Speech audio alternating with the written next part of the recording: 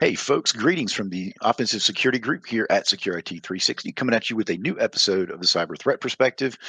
You got myself, Brad, here, as well as Mr. Spencer from the Offensive Security Group. And today we're going to talk about lateral movement. It's just something you've probably heard of. You may or may not be familiar with the moving parts and the intimacy of it. So we're going to get into that a little bit. Before we do, just quick admin, if you guys like what we do, please like, subscribe, share, tell somebody about what we're doing so we can spread the word. With that said, Spencer, you want to just kind of open with, what it is and why we care about it? Yeah, definitely. So lateral movement. This is something that is kind of a requirement for most threat actors, especially ransomware, which is I'm going to talk about a lot. Lateral movement essentially is moving from one system to another. So, for example, if a threat actor gets initial access, through a piece of malware or even through phishing, and they log into a system or they log into like a Microsoft tenant, something like that, lateral movement is essentially pivoting around an environment. So what I do most of my days is internal pen testing and assume breach. So lateral movement for me would be, moving from, a domain joined workstation, like Suzy and accounting's machine, right? And RDPing or some other method that we'll talk about, moving or pivoting to another machine, typically like a server or some other high importance system in the environment. So lateral movement is just pivoting in the environment. And it's important to understand because it's, part of an attack lifecycle. Threat actors are going to get initial access. They're going to look for credentials. They're going to look to move laterally to sensitive systems or systems that have confidential data, backup systems, things like that. So it's important to understand that threat actors will use lateral movement. It's very important to an attack lifecycle. And that's what this discussion is more or less going to be about. It's going to be about, what are the types of lateral movement? We're going to talk about the risks, what threat actors are targeting when they make their decision to move laterally, some precursors to it. And then we're going to talk about remediation or mitigation strategies, really, as well as a little bit on detection. Cool. So if I understand it correctly, moving laterally, like you said, is kind of a requirement, right? Because if you just get initial access onto a machine and you can't really go anywhere, the crater for that threat actor is kind of limited with regards to what they can access or what they can do. So this is almost a guaranteed step in that attack lifecycle that you described. If it's unsuccessful, you've really contained at that point. Right? Yeah, there can be quite a bit of containment if lateral movement is restricted, which is why, the tried and true network segmentation and firewalls and all those things are, as old as IT go, as old as many of the systems that we, operate on. So, and it's very rare that you get initial access on an admin system, right? Or a backup server, things like that. Even if we look at, web-based attacks, right? You get RCE, right? There's Veeam, the Veeam appliance now had an RCE in it. And if you look at a lot of the, popular vulnerabilities like Log4j and, MoveIt, those, even getting access to those systems aren't necessarily what a threat actor ultimately wants to get access to, right? They want to ransom the environment or they want to steal sensitive data or do whatever, else is their goal. Usually that initial point isn't their end goal, right? So lateral movement is almost always required or almost always featured in a lot of those attacks. Yeah, and you mentioned web apps, which is kind of my area of specialty, and we frequently leverage, things like SMB exec, which you have mentioned here. If XP command shell is enabled on the data layer, we love seeing that. But yeah, we do have to get off the web server because most of the time the web server itself is not running anything of interest, right? There's nothing on that disk that we really care about, except maybe occasionally like credentials. But even then we're looking for those credentials so that we can get off the endpoint and we can move laterally into other areas of the network. So yeah, no, that tracks perfectly. And a big shout out to the DFIR report. So for those who are not familiar with it, I talk about DFIR report all the time. I love it. It's a collection of threat reports. These are real incidents in real data, real threat actors, real TTPs. And it's a great website to go to see a number of different reports in different types of environments. So D4 report is really great. But what you'll notice when you look at those, especially more recent ones, is you'll notice common lateral movement techniques. So some of the more common ones are RDP, right? Remote desktop. It's very common that once a threat actor gets credentials, they'll just use RDP, right? Why use a piece of malware or something that's more likely to be detected? Just use RDP. So RDP is a very common lateral movement tool, Sure. as are remote access tools like Atera, AnyDesk, Screen Connect, XYZ, RMM tools, you name it, TeamViewer. So those are very common as well. And the reason those are common is usually if you get them installed as administrator, they're actually going to run a system. So it gives you a little bit more privileges on the system if you're able to install them as an admin, right? And they have a lot of nice features like file transfer and some additional things that are kind of convenience tools that a threat actor might not necessarily have, with RDP or some of the in-packet tools. So in-packet. Yeah, go ahead, Brad. Well, I was just going to say, I think another reason that these particular remote access tools are chosen is because they're legitimate packages of software, right? So they're Yep. Generally not going to be flagged as malicious, depending on what your monitoring setup is. But if you're already using AnyDesk throughout your organization, it's not going to appear abnormal for AnyDesk connections to be made Yep. inside your environment. So they can kind of fly under the radar a little bit because they're a legitimate administration tool. Yeah. Yeah, absolutely. And a lot of times when we do purple teams, even internal pen tests, when we test these things, most of the time they're not being detected currently. There are some products in some vendors who are starting to detect some of this, but to your point, it can be kind of hard for an MSP or something like that to kind of pinpoint what exactly is unusual in the environment without having full domain knowledge of that environment, the user base, and how those teams work. Yeah. So in-packet is another one. In-packet is a suite, or it's a library really of tools written in Python that are used to interact with Windows environments. So there are tools like WMI exec, which uses the WMI protocol, SMB exec, which you mentioned, which uses SMB, and then there's AT exec, which is a little less familiar, but if you go through like a pen testing course or if you've seen some of the tools, you're familiar with it. And AT exec uses the scheduled tasks on a Windows system to execute or to kind of execute commands remotely or to move laterally and do things. So those are some of the more common, popular ones. Still common, but I would say seen a little less often from what I've seen in those reports are things like PS exec, which is that's so old school. Yeah, old school tool, but a legitimate tool, part of the sysinternal suite. So really good to use there. I will say from internal test perspective and what I've seen, PS exec is more commonly detectable or detected nowadays. Because most admins don't necessarily use PS exec. I'm actually curious if anybody's listening and uses PS exec on a regular basis. I'd be curious. But kind of the way PS exec works has been kind of taken over, kind of grandfathered from the other tools, right? So PS exec has kind of been a model that other tools have kind of imitated in some ways. But then there's pass the hash and pass the ticket, and then of course, one of my favorites, PS remoting and WinRM, which is really great if you're a pen tester or a red teamer. I really like those. They're oftentimes not restricted, but those are kind of, to set the stage a little bit, those are kind of the most popular lateral movement tools or techniques. Yeah, no, that tracks. And so I think my takeaway from this is there's a ton of them, an absolute metric ton. And so when we're talking about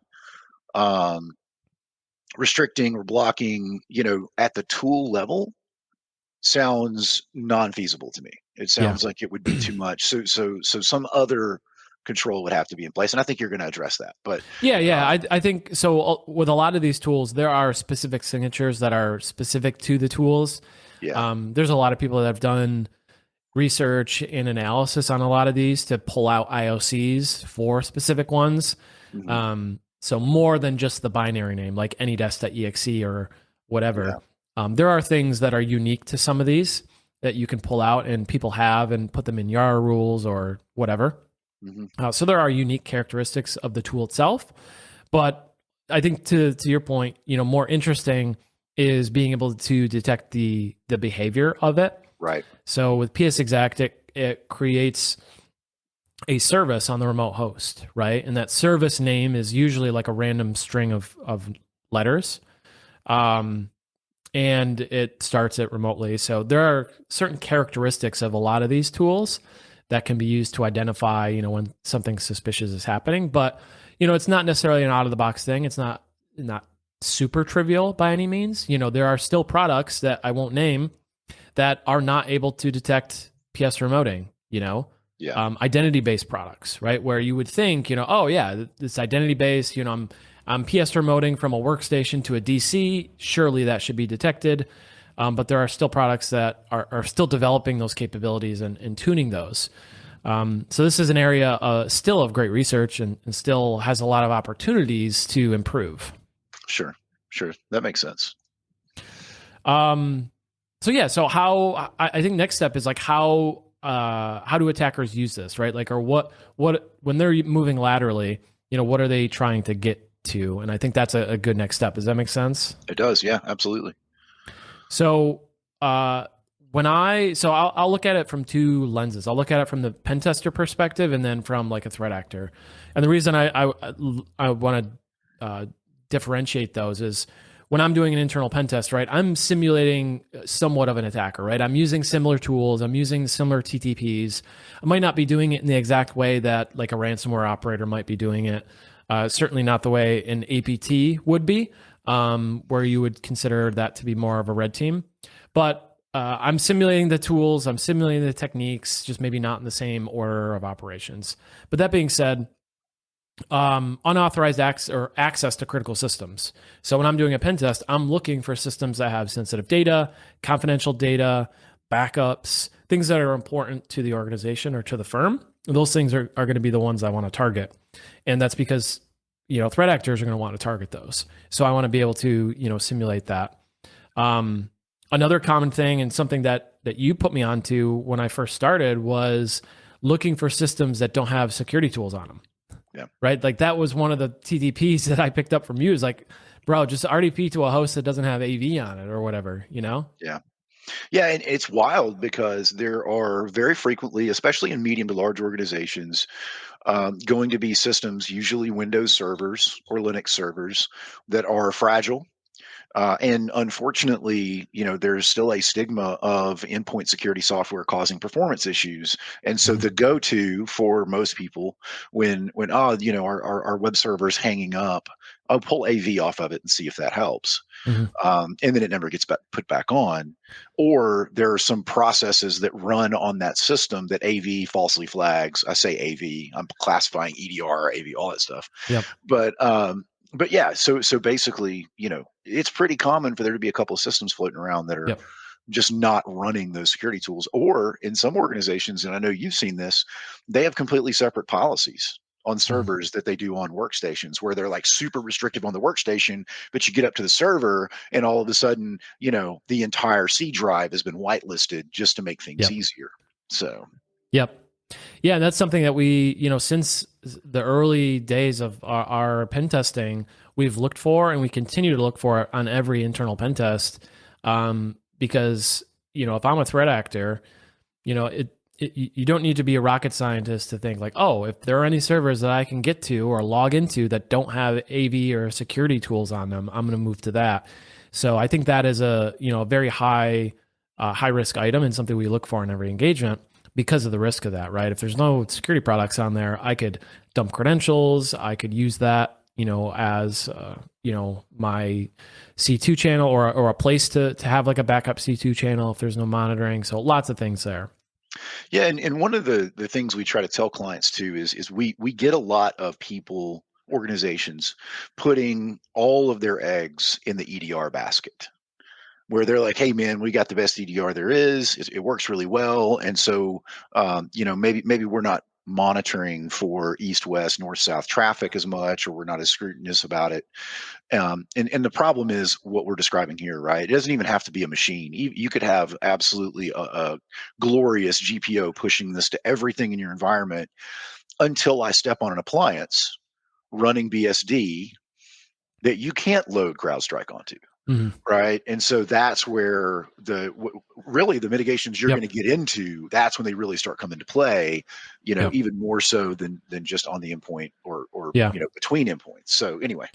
Yeah, and that just speaks to why we've seen IoT devices and appliances be a target for especially like APTs and a little bit more sophisticated threat actors that can roll their own firmware or things like that to maintain access to those, right?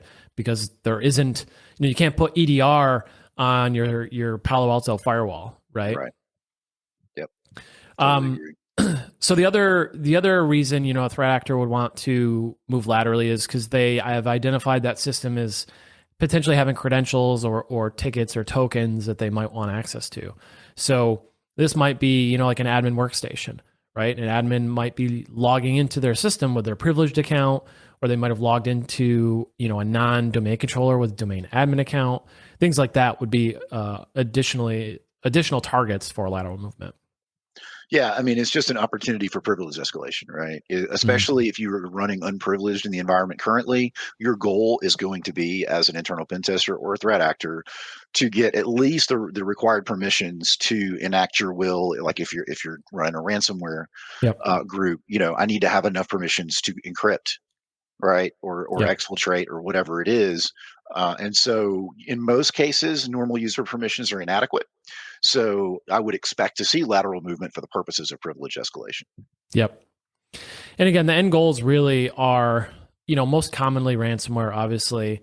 And then, the data exfiltration, like you said, the extortion or both of those, right? And then some cases, in the APT cases, it might be, access to, a third party, right? In the case of, some of the supply chain attacks where they get access to a system, they're moving, they're pivoting, figuring out where they can go, and they're going to use that access to gain access to another organization downstream.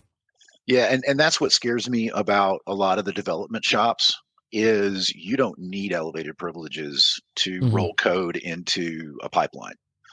And so that really just makes it even more difficult to catch, right? Yep. And then ultimately to detect downstream since it's Yep. built into the app. So yeah, good point.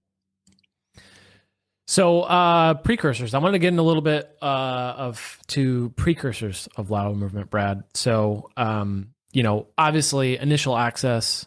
We're in the context of lateral movement where I'm talking or coming from is most commonly internal pen testing, internal access to an Yeah. internal environment. But like we said, it could be a Microsoft 365 environment. It could be an AWS network. It could be an Azure environment or a tenant. Things like that. So these things are at a high level applicable to those different environments, but understand I'm coming from it from the context of like an internal network. Yep.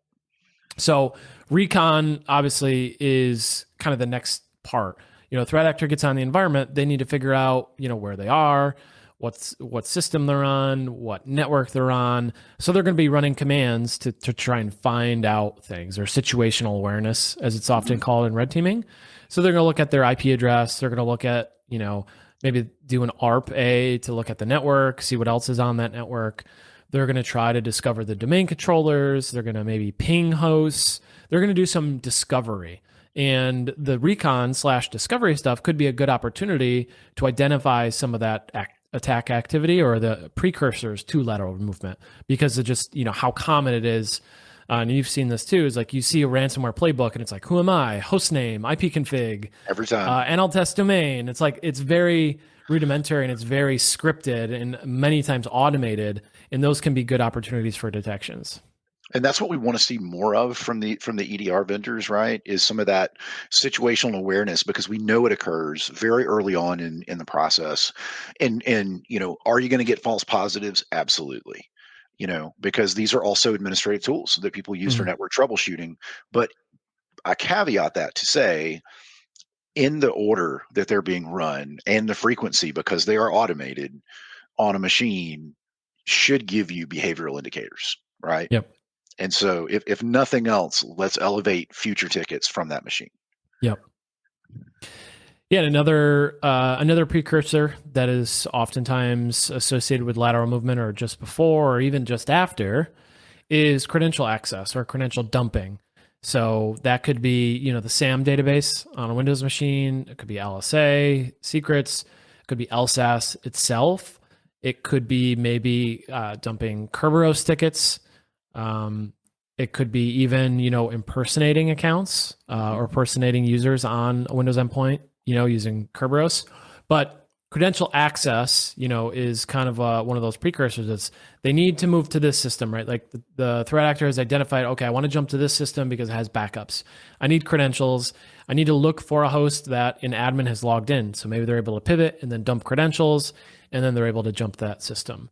So credentials are very important. I often talk about credentials, access, and control. That's like the three pillars for me from an internal security perspective. Credentials is one, access is another, control. So credentials are very key to threat actors achieving their goals, right? Many times they can't just, phish somebody and then ransomware the entire environment. It doesn't work that way. Yeah. And I would imagine, and you can tell me if I'm wrong, but probably the two most common forms of external credential gathering would be either AD sprays or searching shares, right? Yep. So, because those are things that a user can do in most cases with limited permissions. Yep. Yeah, definitely. Just spelunking, share spelunking, if you will.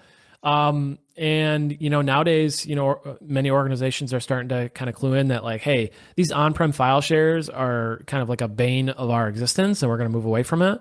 Yeah. And they move to SharePoint or OneDrive or some other ticketing system or a wiki or things like Asana or Confluence, which are great, but they have the same problem there, and they don't fix kind of the root cause of it.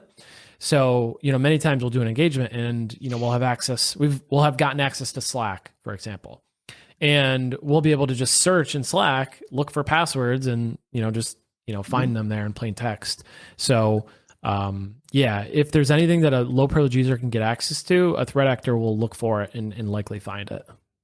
Yeah, we actually got hit with that in a previous life where I was working at a company, and the threat actor was a simulated red team type environment, and they were able to get in, and they basically just went to our public share file employee page and did a search for password. And what they found is that there were like 5 or 6 different how-to articles that had default passwords for accounts that would be provisioned. And it was like, oh, your password's always going to be your phone extension and your last name until you reset it. Yep. And you can imagine there were probably dozens of accounts that hadn't reset that password yet. And so, and that had nothing to do with, file shares. It was literally just our employee internal website. Yeah. So it can be anywhere. That getting off of file shares does not solve that problem. Yeah. And it hurts to include those findings in the reports, Oh, I know, man. Like, it's one of those things, like, they had already identified it. They already knew, like, yeah, we probably shouldn't do this. And then you put it in the report and it's like, you're kicking them when they're down. It's like, I know, man. Yeah. But yeah, that's a very real scenario and something that we try to educate and help clients find as many of those issues as possible and fix those, at the root cause of them. Yeah, for sure. All right. So how do we fix it? Yeah, great question. So strategies to restrict lateral movement. So from my perspective, I'm a threat actor, right? I get access to a system. I might be, looking for credentials and shares or looking in ticketing systems or wikis and like, oh, cool, I found credentials, right? Those credentials do me no good if I can't access those systems, right? Or maybe less good, right? I could still maybe sell that access, on the dark web or sell those credentials. But, in terms of impact, if I can't access those systems, I can't do anything with those credentials. So the first thing to me is segmentation. Now I've got them a little misordered in the notes, but anyways, segmentation, segregation, isolating critical systems, DMZs, firewalls, the buzzword of zero trust, creating boundaries around your systems. So workstations don't necessarily need to be communicating with, the finance server that's running all the important, database backend stuff. Maybe the application does, maybe there's some firewall rules you can put in place, or maybe you can just isolate them all outright. But network segmentation, network segregation is one of the best things you can do to kind of isolate your environment and create, like I said, boundaries in your environment, so that even if I get admin credentials for a server, if I can't communicate with it, I have to find some other method to, be able to communicate with it or to get access to that server. So network segmentation, compartmentalization, zero trust, all that stuff, that is going to be a key mitigation. Yeah, man. And look, so some of the best clients that we've pen tested against are segmenting their environment. And it doesn't have to be crazy, right? If you have a VoIP network, every protocol does not need to be allowed in and out of that VoIP network. And so same thing with other types of servers and services, printers, whatever it is. And most importantly of all is that your workstations should only talk to what they need to. So, I should be able to bump Active Directory, get to the internet, talk to services that are required for my job, and that's it. And by the way, Yep. that does not include my workstation talking to another workstation, or Yep. my workstation talking to, a server on a port that does not, isn't required for my job. And so isolating those endpoints from Yep. everything else is probably, if I had to pick one place to go first, that's where it would be. Yep. But all of this can be done with modern virtual firewalls, man. All of this stuff can be done with a couple of appliances, Mhm. and we have seen it implemented in the wild to much fanfare from our part. Yeah, I mean, the firewalls and switches have had VLANing capabilities for a long time. They've had ACL features for a long time now. These zero trust products just, wrap that up into a fancy agent that you can install on a bunch of machines and kind of, helps that DIY approach. Yeah. And there are commercial products you can buy that kind of help with that. But even those I've seen misimplemented, Sure. So it's a matter of implementation and understanding how to do it right. Yeah, no doubt, man. Next on my list is least privilege. So maybe every user in the environment doesn't need to be able to read or view all the shares in the environment. That's one that I see very commonly mistaken or mishandled are the shares, wikis, ticketing systems.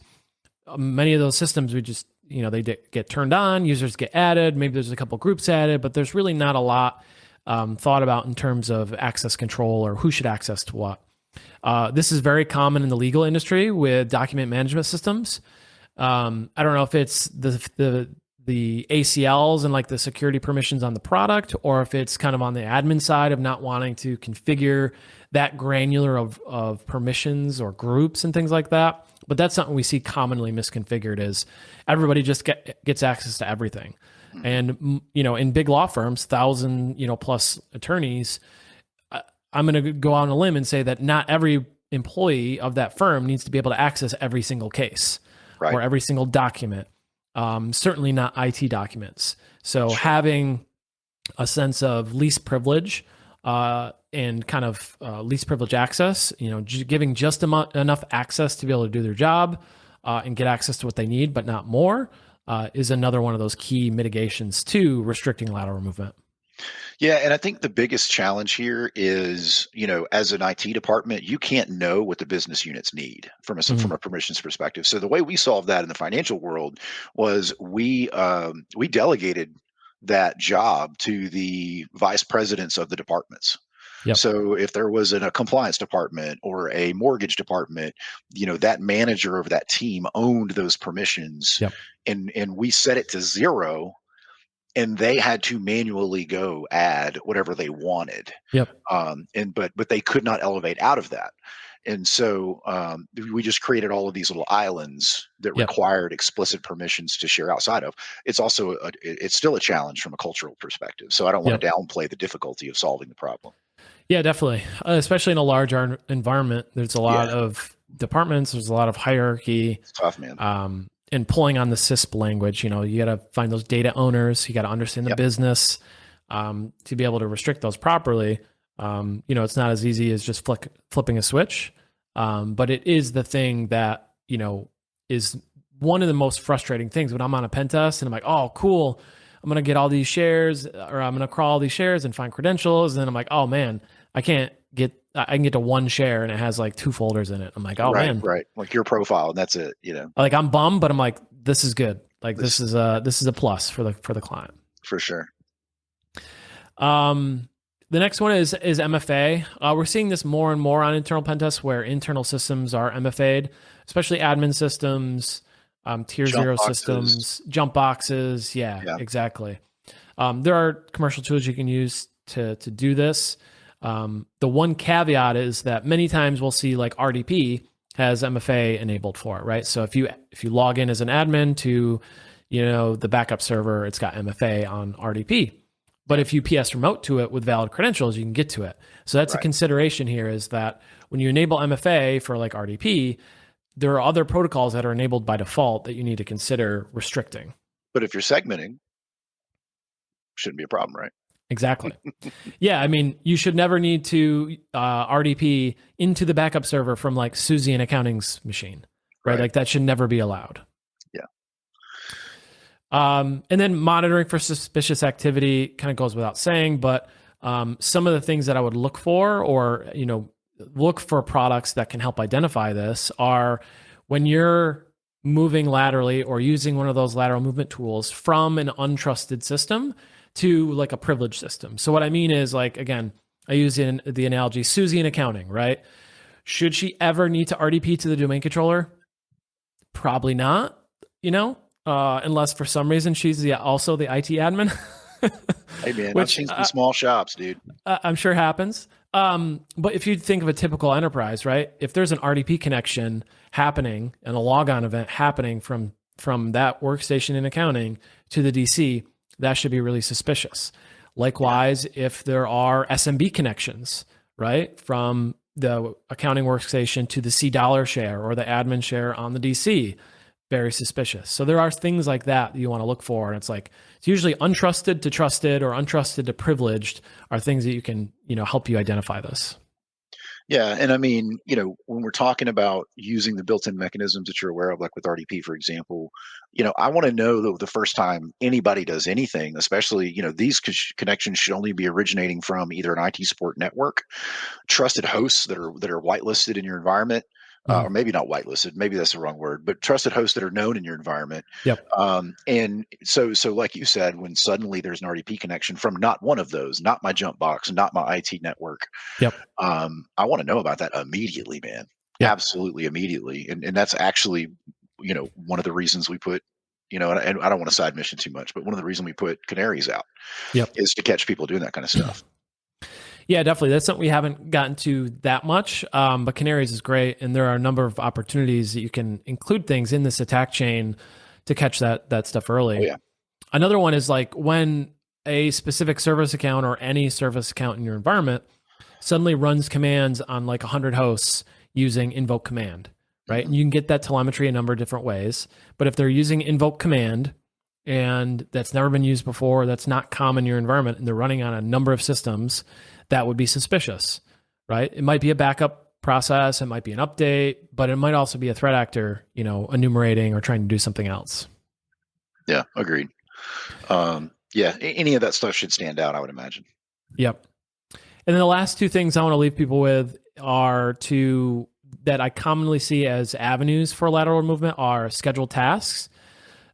Scheduled tasks, I commonly see, scheduled tasks set up mainly on servers where they're running like a batch file, or they're running some sort of executable that's stored on a shared drive. And that shared drive is misconfigured or something like that. It's writable by everyone, yeah. And it just happens to be being run by a privileged account, like domain admins, right? That's bad. You should never run scheduled tasks as a domain admin if you can avoid it. But looking at scheduled tasks, looking at services, those are many times are misconfigured that would allow for lateral movement because of the account that they're using, or the place where the binary is located, or the batch file is located, things like that. I feel like somebody should write a tool or a script or something to look for like login script issues, like similar to what you described. Yeah, I mean, Script Sentry, if you want to find misconfigured and dangerous logon scripts, that can be a great one. Those actually, it's funny you mentioned it. I listed a lot of the things. I didn't think to list my own tool or my own research in this. I guess I don't know if that means I'm humble or just an idiot, and I didn't remember to add we're gonna it. go with humble. We're just gonna go with humble. But yeah, script sentry, dangerous and misconfigured logon scripts. Just recently I was doing an engagement where a logon script was misconfigured, and it would allow me to run commands on any system in the environment just from a misconfigured logon script, and I could use that to move laterally, as well as a number of different other things. We see that more commonly than you would think. Yep. And the last one is just to do security assessments, right? There are a number of tools that can help identify, where these misconfigured, or not even misconfigured, but there's a number of tools that can help you identify where lateral movement might be possible. Yeah. Unfortunately, it's not just like, click a button and find the lateral movement, right? You have to look at the things that threat actors would like to target. So to do that, you can use tools like Script Sentry and Locksmith and Pingcastle. Those are some of the common ones that are free tools that you can use to find some of these things that would then end up being a target for lateral movement. But of course, having pen tests, security assessments done is always a good thing as well. I mean, what we do in an internal pen test to a large margin is discover paths for lateral movement and privilege escalation, right? I mean, that's a big part of it. So, a lot of this stuff we're going to find, and it'll be in a recommendation. But you don't need to have an internal pen test to find some of this stuff. To your point, there are free tools out there, and we would encourage you in preparing for an internal pen test to run some of these tools, so that you're getting some of that low hanging fruit, and we're not having as much fun. But still, exactly. And with a lot of these things, it's kind of like permissions in Active Directory. There's no warning that these things are happening. There's no like dialog box that says, hey, this might lead to lateral movement. There's no like magic bullet for this. You have to know, and you have to have experience in knowing where to look and what to look for. And that's why it's tricky, because if you're a sysadmin and you're doing your day job and you're balancing a lot of different things, you might not know all of these techniques that you can use to achieve lateral movement. That's why you have folks like us come in and say like, hey, this is misconfigured a little bit, and you're like, oh, I didn't know that could be done that way, or I didn't know that was how that worked. So that's why having somebody like us come in, it can help find those things. Yeah, absolutely. All right, folks. Well, that's all the content that we have time for today. If you like this show, give us a like, give us a subscribe, and we'll see you next Wednesday.